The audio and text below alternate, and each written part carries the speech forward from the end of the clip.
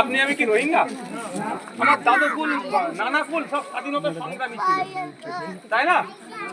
কারণ নানা দাদা কি কাঁটাতার পার করে এসছে নাকি? আমরা কে মায়ানমার থেকে এসছে নাকি? নাকি বাংলাদেশে ঘুষপেটে? কেউ তো নয়। কিন্তু বলছে 1.5 কোটি রোহিঙ্গা আছে। চরম আমাদের সম্পর্কে বাজে কথা, সরকারের বিরুদ্ধে একটা কথা। তাহলে সরকার 1.5 কোটি রোহিঙ্গাকে লুকিয়ে রেখেছে ভোট ব্যাংকের জন্য বলছে।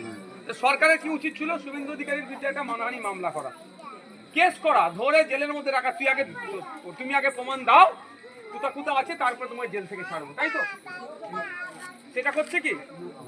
কারণ ওকে ছেড়ে রেখেছে, ও কামড়াবে আর মমতা ব্যানার্জি এসে মলম লাগাবে। ও এসে এলাকাকে উত্তেজিত করবে, মমতা ব্যানার্জি এসে বলবে আমি আছি, সব দেখে নিচ্ছি, আর বাকি আমাদের বোকা বানাবে। ভারত সরকার সুপ্রিম কোর্টে বলছেন হলফনামা দিয়ে যে সারা ভারতবর্ষে 40,000 রোহিঙ্গা আছে। আর শুভেন্দু অধিকারী জানি না কোথা থেকে পেয়েছে পশ্চিমবাংলা 1.5 কোটি।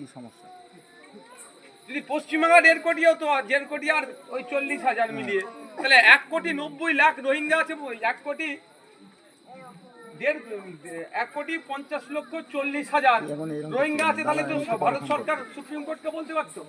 একটা মামলা হয়েছিল, সেই মামলায় ভারত সরকার সুপ্রিম কোর্টকে একটা এফিডেভিট দিয়েছে, হলফনামা দিয়ে বলেছে যে 40,000 রোহিঙ্গা আছে সারা ভারতবর্ষে।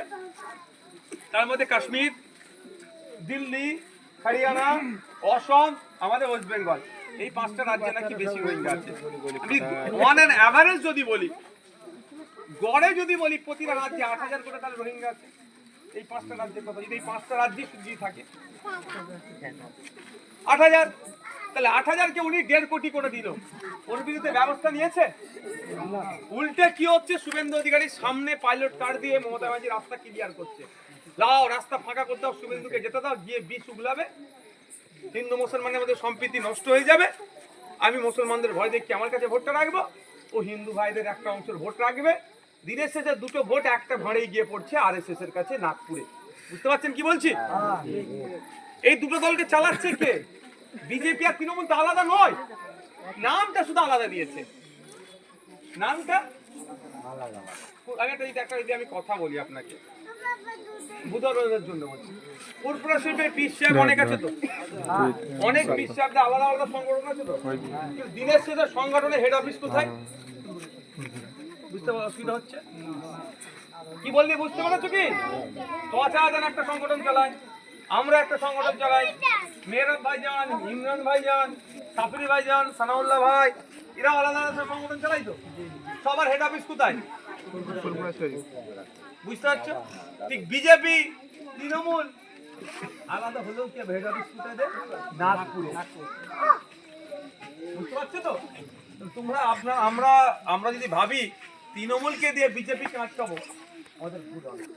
আপনি বলেন না, যেভাবে বিজেপি নেতারা, এই যে দুর্গাপুরে আমি গিয়েছিলাম, সে কিছু লোককে ধরে কিভাবে মারছিল আপনারা দেখেছিলেন? আপনারা অবাক হবেন, তারা জামিন পেয়ে গেছে। তো আবার করার সাহস পাবে ভাই? এমন মামলা দেওয়া দরকার ছিল যে যেখানে হিন্দু মুসলমানের তুমি লড়াই লাগাতে যাচ্ছ, আমরা কাঁধে কাঁধ মিলিয়ে একসাথে বসবাস করি, তাই তো নাকি? আমাদের মধ্যে কোনো ওই ধরনের ইন্টেনশন আছে? নেই। যদি কারো থাকে সেটা ধ্বংস আমরা করবো দায়িত্ব নিয়ে, ঠিক?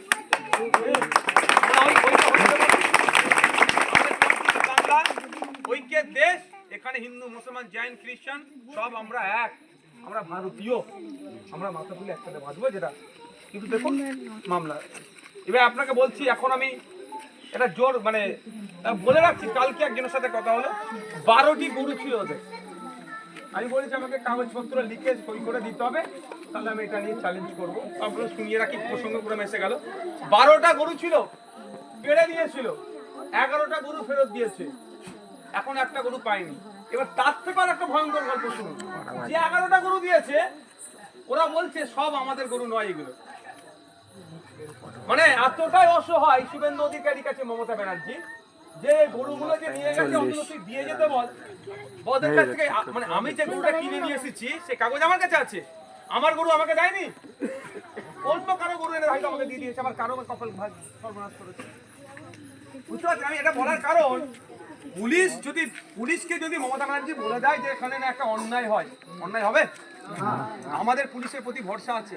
কদিন আগে দেখলেন না, এখানে আমাদের ট্রাফিক পুলিশ ধরলো একটা পাটনা থেকে নিয়ে পালাচ্ছি, পাটনা বিহারের লোক অপহরণ করে নিচ্ছিল।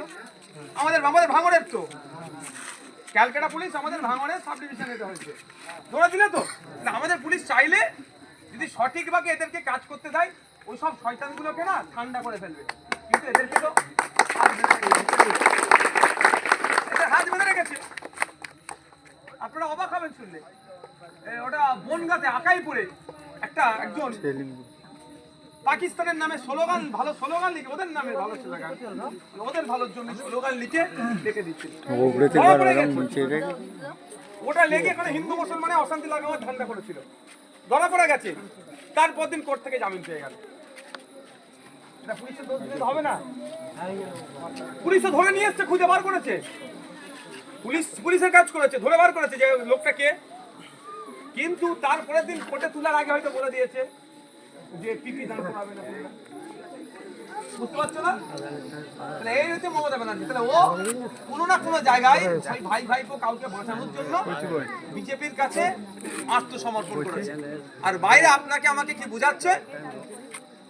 আপনাকে আমাকে বোঝা আমি বিজেপির বিরুদ্ধে লড়াই করছি বলে দেখাচ্ছে। আমার একটা কথা ভাই, আপনি কেমন বিজেপির বিরুদ্ধে লড়াই করছেন এটা প্রমাণ দেন একটা শুধু দুটো বিষয়। এসআইআর করে নাকি আমাদেরকে সব ভোটার অধিকার কেড়ে নেবে মমতা ব্যানার্জি বলেছে।